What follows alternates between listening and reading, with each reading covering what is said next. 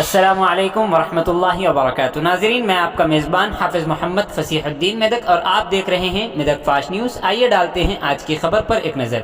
ज़िले मेदक के रामायण पेट को रेवेन्यू डिवीज़न का दर्जा देने का मुतालिबा करते हुए गुज़िश्ता 80 दिनों से धरना दिया जा रहा है और साथ ही साथ एहतजाज भी किया जा रहा है। आज एहतजाजियों ने दौरान एहतजाज इस बात का मुतालिबा किया कि फिलफौर रामायण पेट को रेवेन्यू डिवीज़न के तौर पर ऐलान किया जाए। इस मौके पर उन्होंने वार्निंग देते हुए कहा कि अगर रामायण पेट को रेवेन्यू डिवीज़न के तौर पर ऐलान नहीं किया जाएगा तो हमारा यह एहतजाज भी ख़त्म नहीं होगा।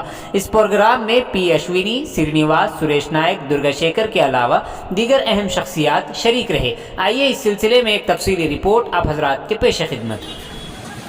గిరిజన సోదరులతోటి 3 మండలాలు కావచ్చు, ఇప్పుడు నార్సింగ్ కావచ్చు, చేగుంట, నిజాంపేట్, రామాయంపేట్ ఈ 3 మండలాలు గిరిజన మిత్రులతోటి భారీ పెద్ద సంఖ్యలో రాస్తారోకాలు కావచ్చు అన్నీ ఇది రామాయంపేట్ రెవెన్యూ డివిజను ఏర్పాటు చేయకపోతే అతి త్వరలో ఈ నిర్ణయం భారీ పెద్ద ఎత్తున తీసుకొని అతి త్వరలో ఈ ప్రోగ్రాం చేయడానికి మా మిత్రుల గిరిజన అన్ని తాండాలు తిరుగుతూ అందరితో మాట్లాడడం కూడా జరుగుతూ ఉన్నది.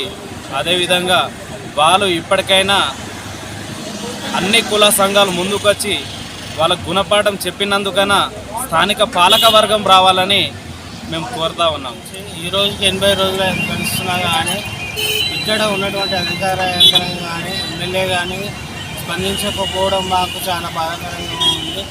ఇప్పటికైనా మొండి వైఖరి వీడి తక్షణమే రామాయంపేటను రెవెన్యూ డివిజన్ ప్రకటించాలని మా రామాయంపేట అఖిలపక్షం నుంచి దేశం నుంచి